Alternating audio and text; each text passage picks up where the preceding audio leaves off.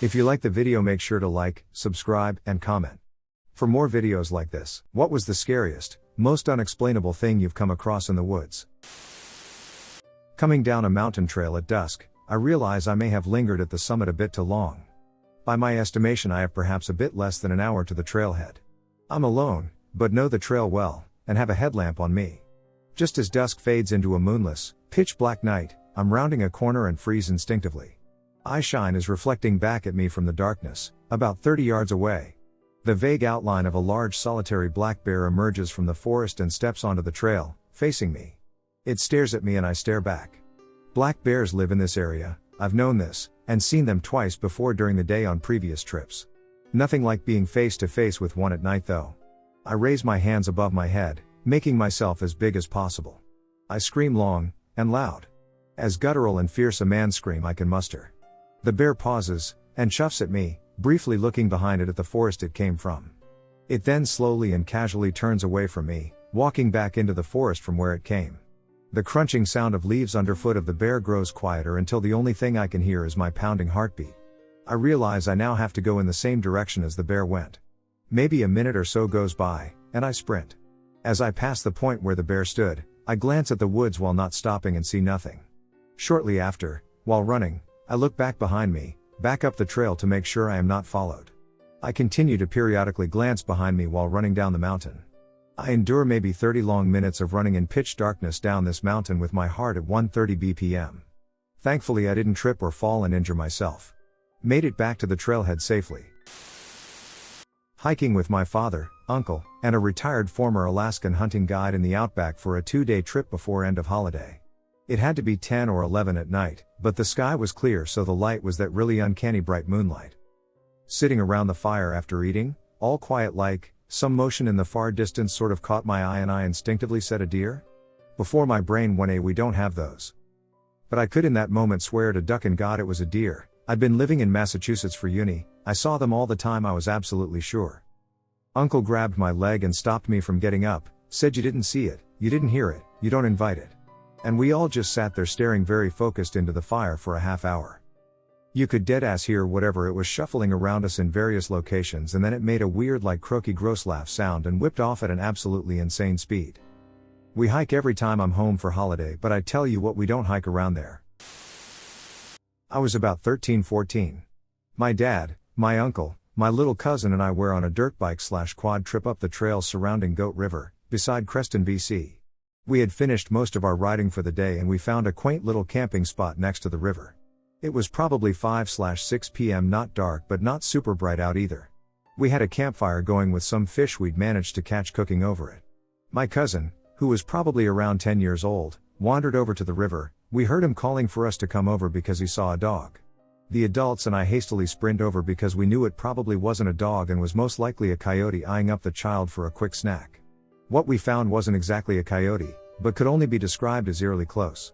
It was longer, slender, had big eyes, and to top it off was standing upright on its hind legs. It didn't look like a dog standing on its hind legs though, it looked humanoid in stature. It was just staring at us, never once looking away. Looking at it longer, its face didn't seem to be canine in any capacity, it had human-esque features with a fur-covered body. My dad and uncle both seemed frightened. My uncle grabbed my cousin and put him on top of their quad while my dad told me to get my backpack and my tent bag and that we weren't staying in the woods that night. As my uncle walked back towards the campsite, the thing across the river started walking towards us.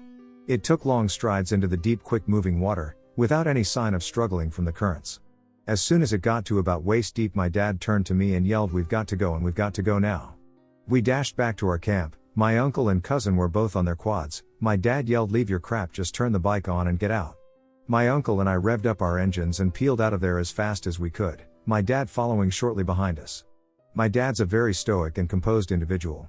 We raced back to our trucks, which must have taken 2 to 3 hours in the pitch black. Once we got back, my dad claimed that he saw it sprinting behind us as we drove away. That it must have been going over 30/50ths of a kilometer an hour and that it was running on 2 legs. My dad's Native American, we're actually Iroquois Indian, and he swore that we saw was a skinwalker, or something else. Either way, I've never been that terrified in my life, and I've never seen my father more shaken than that night. A very large man not hiking, just standing imposingly on the trail ahead looking back at me. I cut off into the woods BC. I knew I could find my way back another way, and I'm a runner, so quicker than him. I once got lost on a hike with my family. It was late when we started, and it surprised us how quickly we lost the trail in the fading light. Eventually it was just each of us fumbling around in the darkness trying to see a path that would lead us back to a fire road we had passed earlier. Suddenly I see something moving in the woods a ways away from us. 3 shapes, moving fast. It looked like 3 pale white humans crouched and running through the woods. We all started yelling for help, but they had all disappeared. Eventually we found the fire road and huddled up there for the night.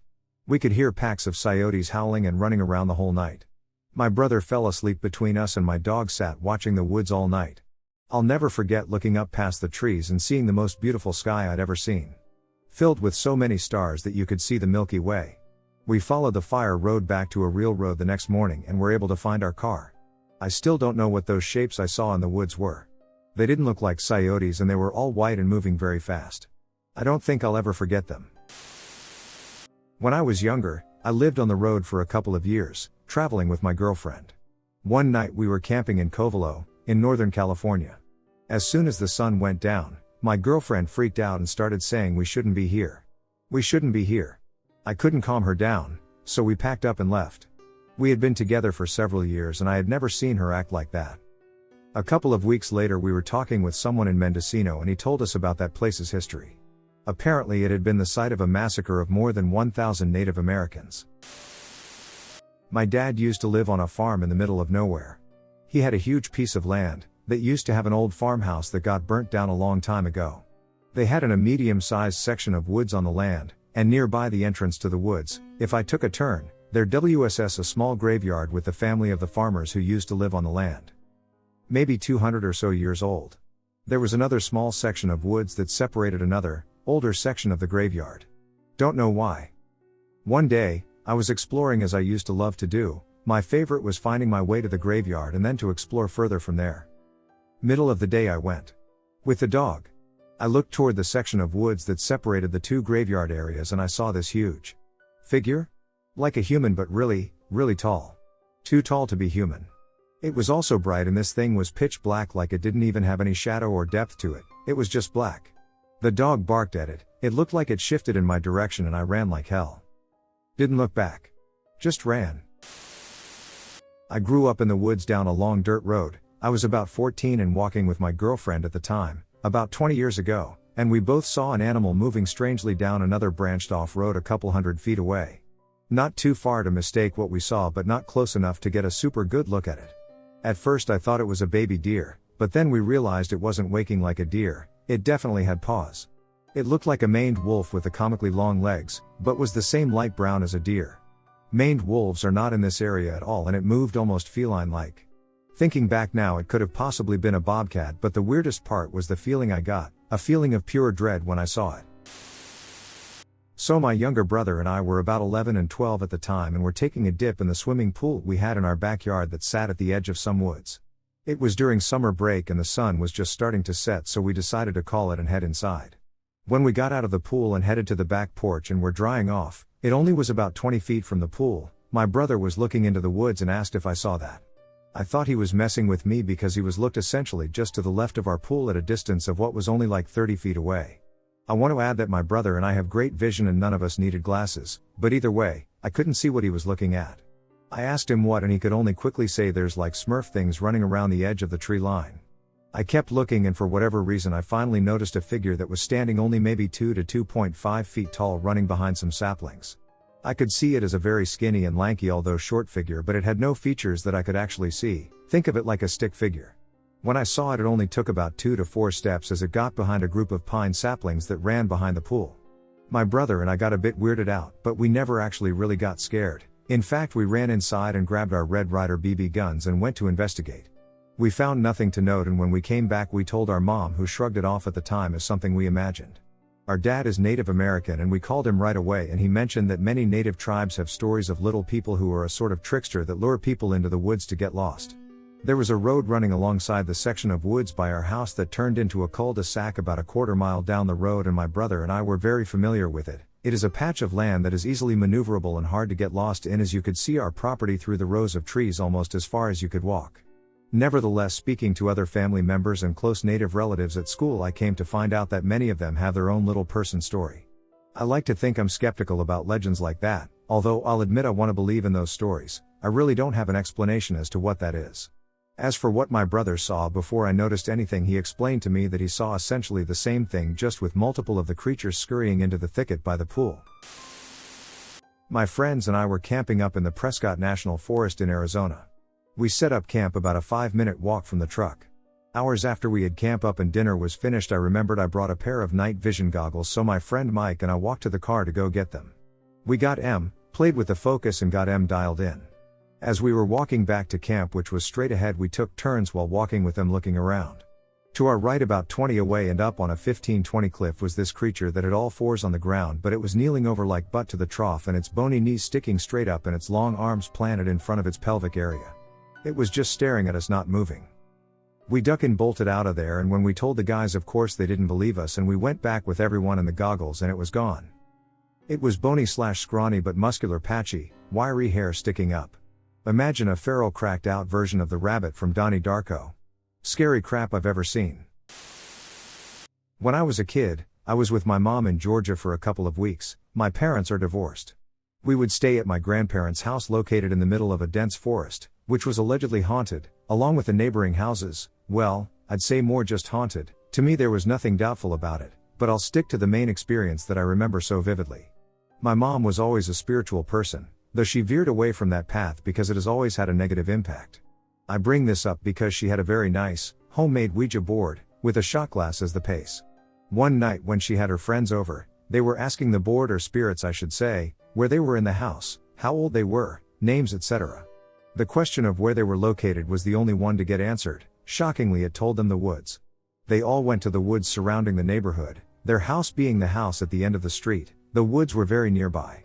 My brother and I went along and nobody really was hopeful to find anything. After about 20 minutes of walking all over the woods, at that point we were just exploring and almost forgotten about the Ouija board, we stumble upon a small family grave site, the earliest tomb dated in the 1890s, about 4 to 5 total. All the stones differed in size and the wordings were almost impossible to read. The one thing that stuck out was old style, porcelain doll, looked almost untouched for years but brand new at the same time, sitting on top of the smallest gravestone in the area. This was back in 2009, so smartphones weren't very popular, nor was I old enough to know how to use a camera, but I would put money on it that those graves are still back in the woods, and I have never had the chance to go and look for them again.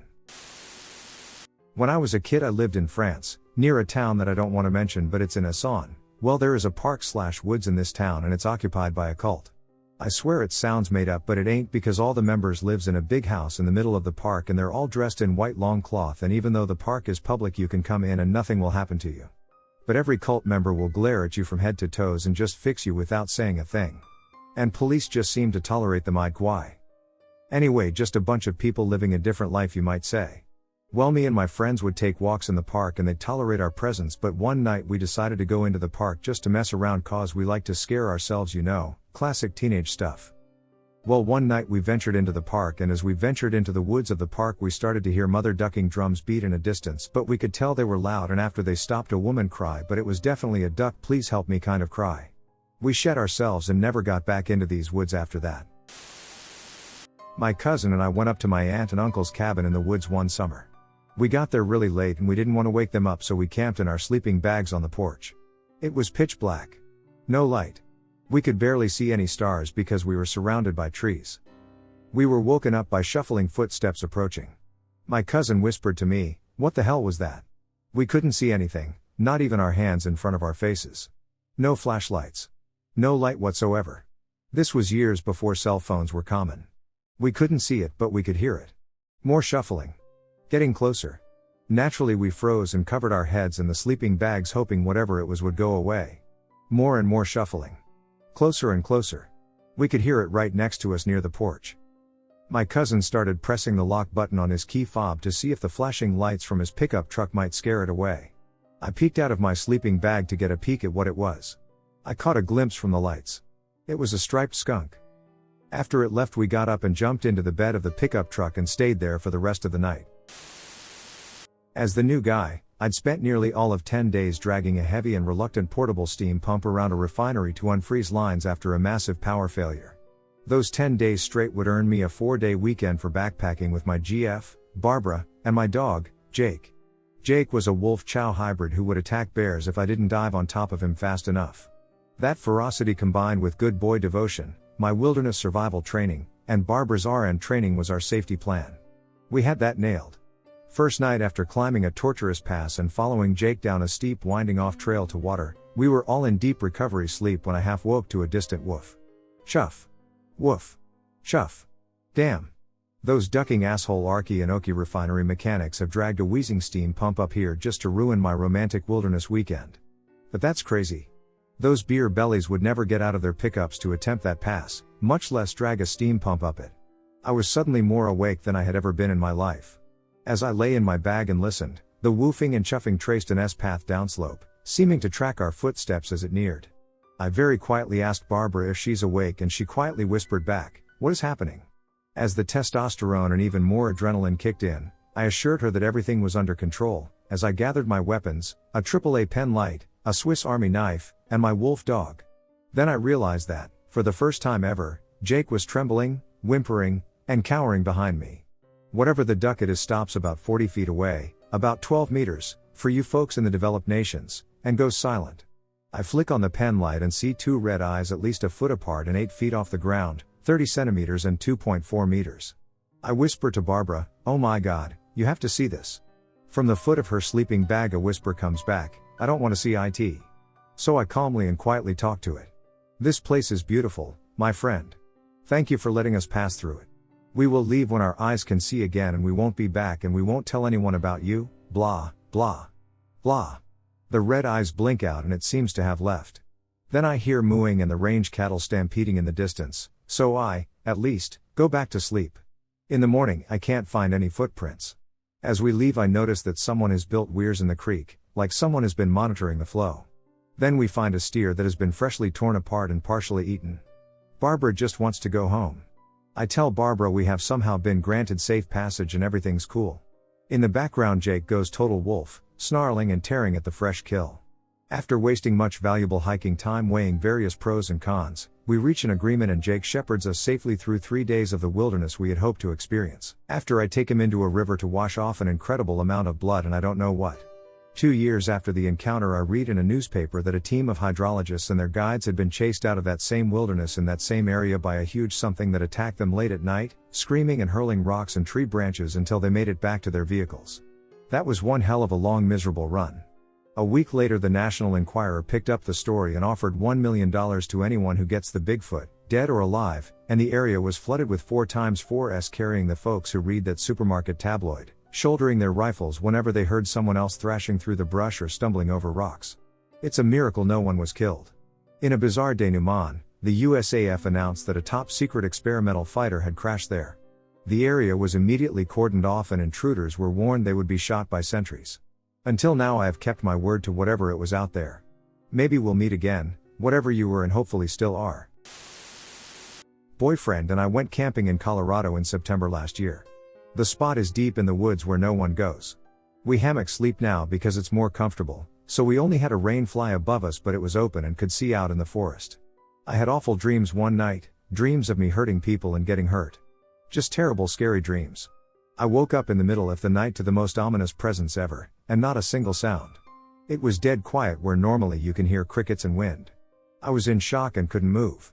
It felt like I was being looked at with murderous intent. Then I heard what sounded like a helicopter that was just hovering right above us. Weird thing was that the sound just started right above. When I finally was able to move I got the flashlight and pointed around. I was scared shitless but didn't see anything. I took a couple shots and went to bed. I told my BF what happened in the morning and he told me he had the exact same night. We freaked out and left. I don't know what that was. To this day I think we were visited. This happened to me when I was 17 years old, 12 years ago. I was on a week-long scout trip at a place called Big South Fork up in the Cumberland region on the Tennessee-Kentucky state line. We spent the first half of the week backpacking up in the hills, and the second half was spent taking it easy at base camp. This happened our last day in the trail. We had finished eating breakfast and we were ready to break camp and head out. Our campsite was at a place called the Liddon Slavin Farm. We camped in a patch of woods in a little valley where they had once had a cattle pasture. At the top of the valley was a small shed, a spring-fed pond, and the old farmhouse. It wasn't a big house. It was a wooden house, with 2 rooms on the first floor and a loft on the second floor. I would have loved to go inside and check it out, but nobody was allowed inside, so it would be easier to preserve. Anyway, after breakfast I realized that I had left my walking stick up at the top of the hill by the old house. I went back to get it, and my friend, Chris, went with me. Rule number 1, always take a buddy. We hiked up the hill and I got my stick. Then we made the hike back down to camp. We were halfway across the pasture when something told me to look back. I looked behind me and saw someone in the upstairs window waving at me. It looked like a woman dressed in white, but I glanced so quick it was hard to make out the details. I turned to Chris and plainly said, "There's someone in the farmhouse." What follows is my thought process that occurred in the space of about half a second. There's someone in the farmhouse. There's nobody else here. Nobody is even allowed in the farmhouse. There's someone in the farmhouse. Crap. There's someone in the farmhouse. I screamed. I took off running as fast as I could. Chris had no idea what was going on and ran with me. We didn't stop until we got back to camp. I told the others what I had seen. "You should have gone in," said our scoutmaster, Chris's dad. "She probably had breakfast ready." A buddy of mine and I had a gold claim deep in the mountains in California.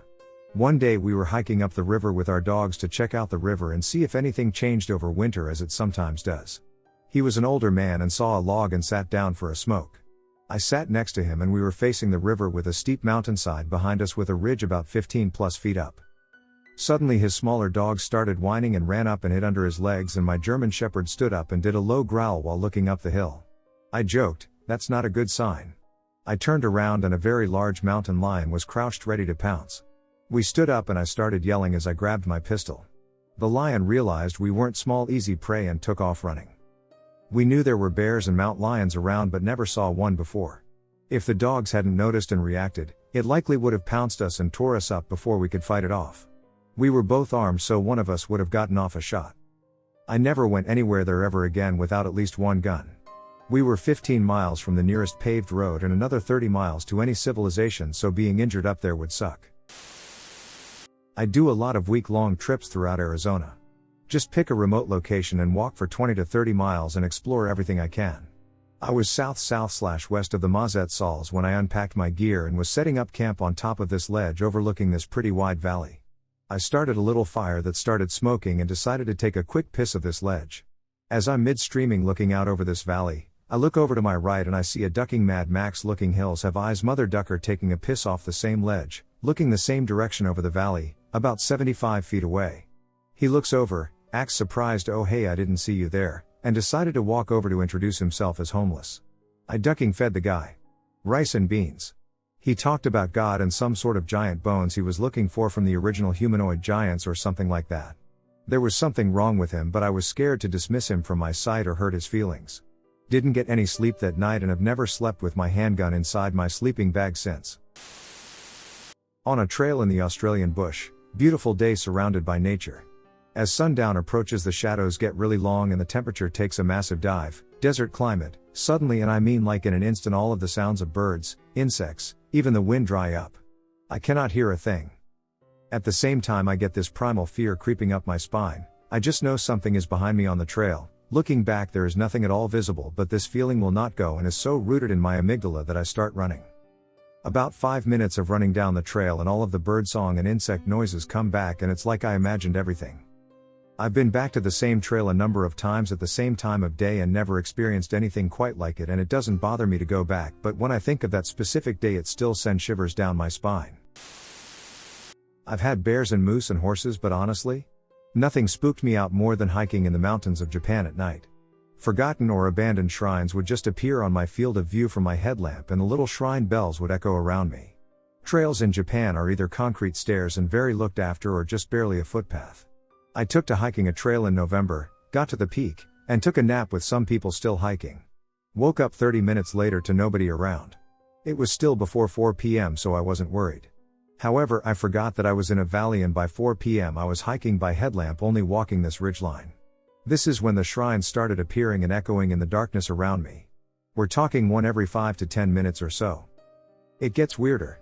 As time goes on, I swear I hear footsteps behind me, but I convince myself it's just my water bottle crinkling and pushed forward. Later, waiting for my train to get home, I tried replicating the sound with my bottle and I couldn't. By 5 p.m. it was pitch black with the tree coverage and I'm hiking in pure darkness. Every once in a while I'd see a deer or boar, but I paid it no mind. But eventually I saw what I thought was a campfire on the trail and went to it thinking I could talk to some campers. They were not campers. I found a group of men burning something heavy over their shoulders into a fire about 12 feet high near a couple shacks in the woods. The fire pit was massive.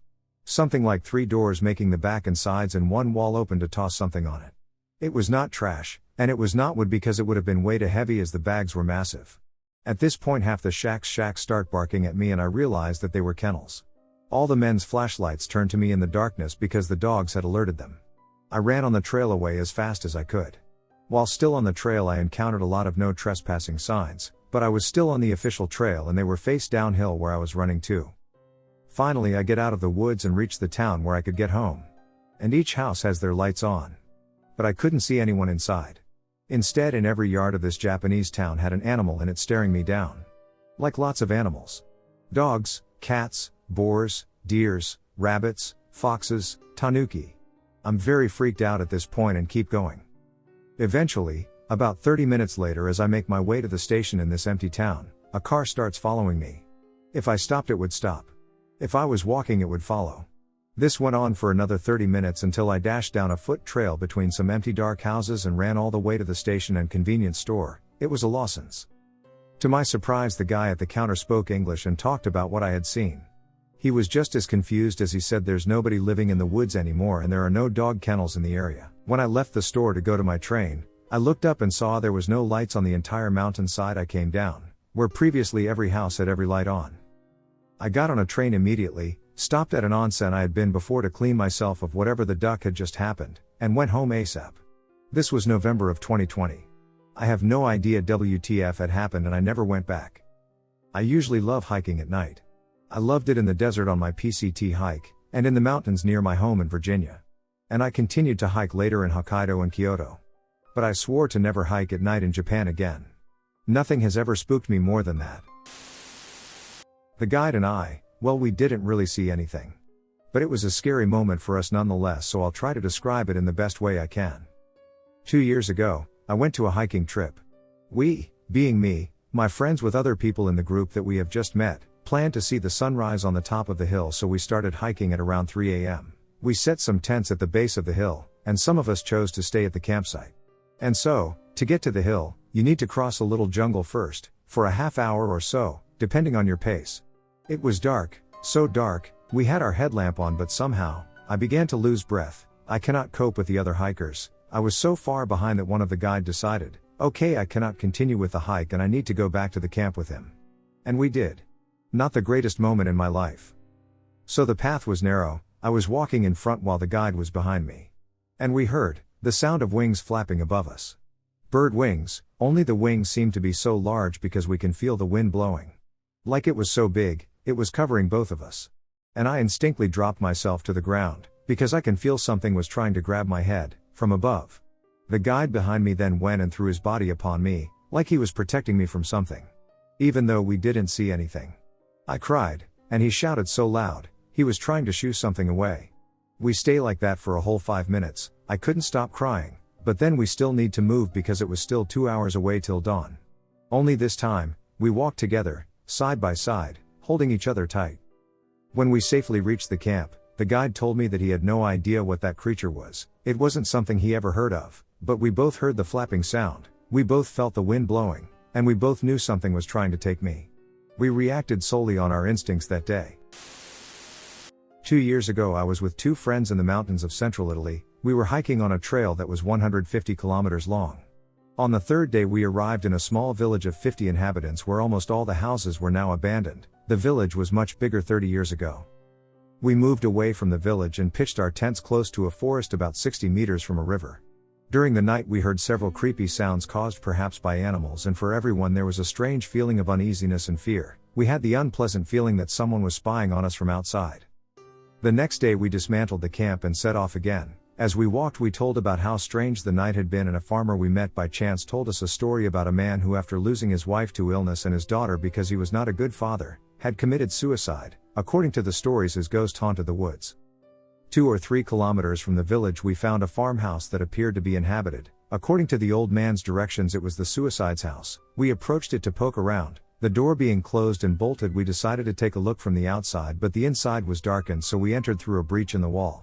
The house had actually been abandoned for about 10 years. We found bus tickets dated 2013. In one little girl's room was a note taped to the wall, of which I took a photo, from the mother to her daughter, I think. Greetings for a morning when the mother had gone to work without waiting for her daughter for breakfast. In the house was a dog named Roxy, and the furniture was destroyed and piled up in various rooms. In one of the bathrooms there was an eerie halo inside the bathtub, stained hopelessly with now dried blood. Years earlier, in fact, the man had cut his wrists. On the floor in the dirt, a note written by a trembling hand: "Everyone hates me and I hate myself most of all. God damn this place and myself." The most terrifying thing was that throughout our stay in the house and the time it took to get away from the village, we had the unpleasant feeling that we were being followed. I was on a trail in the Alps where you could most of the time only see a couple of meters in front of you because the side of the mountain hid the rest of the trail. Specially to the left of you, you had the mountain at a 90-degree angle. Then in front your little trail where 2 people could barely pass each other, and on your right side you had a ledge with a roughly 10-meter drop. So I was already hiking for a couple of hours and was pretty much in this mental zone you get into after being physically active for a long time, where all you can concentrate on was the walking and not dripping on some rocks. But I had to be immediately wide awake when I had all of a sudden this giant ibex stood in front of me. The thing was just strolling around the mountain and probably didn't hear or see me coming either, because you could tell it was just as shocked to see me as I was to see him. So I stood there looking this thing in the eyes, which is nearly as big as me while probably weighing a duck ton more, on this really narrow mountain trail with no way of evading anything coming towards me. We stood there looking each other in the eyes for a couple of seconds, and I remember feeling how my survival instinct kicked in and I was weighing options in fractions of seconds on how to handle this situation if this thing decided I was a threat and started charging at me. I think I settled with the options to try and make myself look as big and heavy as possible, when all of a sudden this thing just turned itself to the ledge side of the trail and just jumped down the 10-meter drop like it was nothing. I tell you, these animals are ducking insane, and you won't believe what they are capable of until you see one doing these crazy jumps with your own eyes. This was truly one of the scariest and weirdest things happening to me while hiking. Went for a wander in BC, Canada, lost the trail, and let me tell you, it gets dark. Like dark, literally can't see your hand in front of your face, dark in the forests when the sun goes down. I'm alone, no source of light on me, dead silent, and literally feeling my way along the ground and from tree to tree trying to find a road or train tracks or something. Then suddenly I hear the most terrifying, blood-curdling lady scream I've ever heard and felt myself go numb. It was loud and close, straight up thought someone was being murdered. Things are a fuzz from that point to when I finally stumbled onto a road, but I know I was hauling ass as best I could. Fully repressed the entire thing until years later I was watching a video about wild animals and they showed footage cougar screaming at night. Holy crap, as soon as I heard it I went numb and started shaking. Then memory came rushing back of that night I thought I heard a woman get killed in the forest. Once I settled down, it occurred to me that I'm only alive right now because that cougar let me live. I'm not a small guy, 6'1", 215 pounds, athletic, and I don't really get scared, but I was absolutely terrified. And anyone that thinks they can square up with a cougar is a moron beyond help. Even though they're not super big, they will end your lineage and you won't even hear it. Hike with friends, stick to trails, be aware of remaining daylight in your current location, bring a flashlight, bring a whistle, and drink water. I went hiking with a friend in early 2019. We hiked in the woods this time to try something new. We were walking for at least 30 minutes when we heard rustling in the bush a few feet in front of us. A deer came out and didn't look normal. It had no tail, and its ears were so small they almost weren't visible, plus the eyes were abnormally large. I even thought it was some kind of goat. The deer was just standing there, staring at us. It started walking closer and I noticed its eyes weren't like brown or anything, they were red. A dark, piercing red. I didn't feel threatened or anything, but I was pretty scared. My friend, who was literally shaking, just stood still beside me. When it got too close for comfort, my friend, grabbed me and just ran. All I did was follow him. I don't know what happened after we ran off, but I don't want to make contact with that thing anymore, or not even anything like it. I was camping with my father in the middle of nowhere. Absolute nowhere. No one should have been able to find us. It was a full moon. I was walking to find sticks for the fire. The sun went completely down.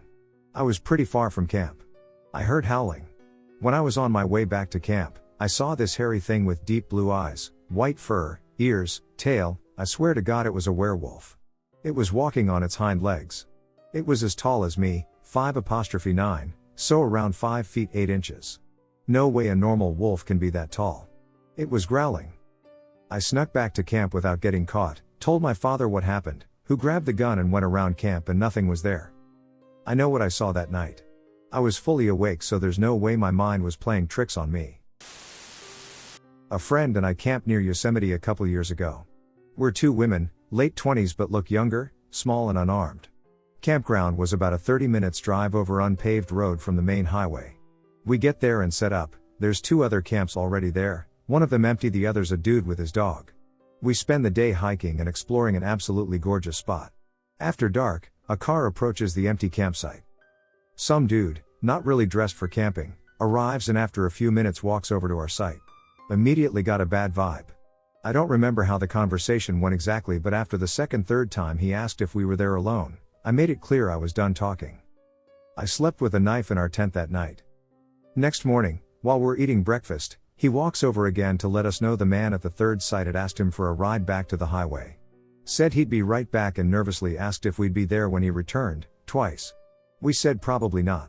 He's like, hope to catch you here. Hair stood up on the back of my neck. As soon as they drove away, my friend and I put our breakfast down and quickly started packing up. After breaking down camp in complete silence for a while, my friend asked if I was scared. I responded I'd really just like to not be here when he gets back. Hauled ass out of there. Camping alone as women can get sketchy real fast. It was my first mountain ascent. The peak was 1,500 meters and I was young, very naive and unprepared for the hike. I basically put on some old Nikes and jeans and thought it was alright. I was also a heavy smoker at that time. It was an organized tour and there were about 20 people in the group. I was placed in the weak part of the group, but eventually after 4 hours I got to the peak. Then our group leader told us we can slowly descend at our own pace by ourselves and we would meet at the base camp. By that time I was physically dead and couldn't catch my breath. So I decided to descend. Eventually I lost sight of other people, but the trail down was very obvious and I felt confident I could make it on my own. I remembered that I need to cross the river through a tiny wooden bridge and then go straight down the river until I reached the base camp. For some reason, I crossed the river, but I didn't go straight down the bank and went deeper into the woods. After an hour or so I realized that I'm lost and I don't know where to go. I started to panic. I decided to turn back, but at that point I was in a very bushy area and I forgot where to turn and couldn't see my path. So I turned around and I saw my dog that died 1 year ago. He was still very chubby and very much happy to see me and wiggling his tail. So I followed him and he brought me back to the river where I stumbled across a man who looked like a poacher with a riffle and stuff. He told me that if he showed me the right way to the base camp, I was never to mention seeing him to anyone. I gladly agreed. Then the man showed me the way, went into the bushes and disappeared. My dog followed me for some time, but once I saw other hikers, he was gone. I'm pretty sure it was exhaustion and oxygen deficiency, so I basically started hallucinating, and in a moment of panic and fear my mind created an image of something that calmed me down and gave me hope, which was my dog. I'm still confident that man was real. However, some more experienced hikers told me that the mountain spirits tried to kill me for being audacious and disrespectful in my Nikes. When I was 20 I used to go driving around a lot at night. One time I was doing my usual drive around, no particular destination in mind. I decided to go down this dirt road in the middle of nowhere in South Georgia. There was a cotton field on my right side and woods along my left side. It was like this for miles. Shortly after driving along the road for about a mile or two, I noticed something hanging from branch along the wood line. This branch stretched all the way across the road, nearly reaching the cotton field. What was hanging from this branch is stuck in my mind, even years later. It was a deer, but not just any deer. This deer had been mutilated. It was hanging from its antlers by what looked like towing straps. It also looked as though it had been beaten with blunt objects. Its body was filled with deep lacerations. It was also nearly split in half, horizontally. Its lower half was hanging on by a thread. Still to this day I have no idea what it was doing hanging there like that. I regularly walk my dog through woods during the night, when it is pitch black, and people who have never done this would not believe the amount of eyes I see. Hundreds of pairs of eyes on each walk, many different types, different sizes, different colors and at different heights. There are many more wild animals in the woods than people realize. Huge numbers of animals. During the daytime you can't see them because they hide, but at night with a red head torch on you see all their eyes. Also, lots of people find it terrifying that I would even consider walking through the woods alone at night, because it's creepy as hell. But the reality is there's just crap tons of wild animals and they're happily going about their business and they have no real interest in me at all. Most of the animals in the woods are nocturnal. Other people succumb to their imagination though and think they are being hunted by witches and ghosts and other dumb stuff. Back before 2 of my 3 best friends had crotch goblins, we liked to smoke shitty weed and go hiking, and then smoke more shitty weed. Well, one night, we were sick of all of the normal hiking trails we'd usually go on. My one friend suddenly remembered that behind the elementary school she used to go to were a bunch of walking and hiking trails. We pack up in my pickup and head to the school. It's the summertime, and the sun is just starting to sink in the sky, so we figure we have about an hour or 2 of light left. We're high as duck, having a good time and being led by my friend down what she thought were hiking trails. They were deer trails. About 45 minutes passes by, and it's getting kinda difficult to see. We're probably 2 or 3 miles back in the woods, and having a hard time finding the deer trails. We decide to smoke a bowl, take a selfie, and try to find our way back. We snap a few selfies and start looking through the pictures, but see something weird in the background. We turn around to look at what it is, and my friend turns her phone flashlight on. It's a ducking noose, with black sticky residue and chunks of hair on it. Mind you, we're in the middle of bum duck nowhere. We see the last of the fading skyline to our right and make a beeline for it, coming out into a field. We end up trudging the 2 miles back through hip-high grass in someone's yard as fast as we can, spending another hour walking around and trying to find my truck. We've been wanting to go back to find it, but 2 had babies and 1 lives in Michigan now, so it'd just be me looking. I don't think I'm about to venture into those woods alone anytime soon.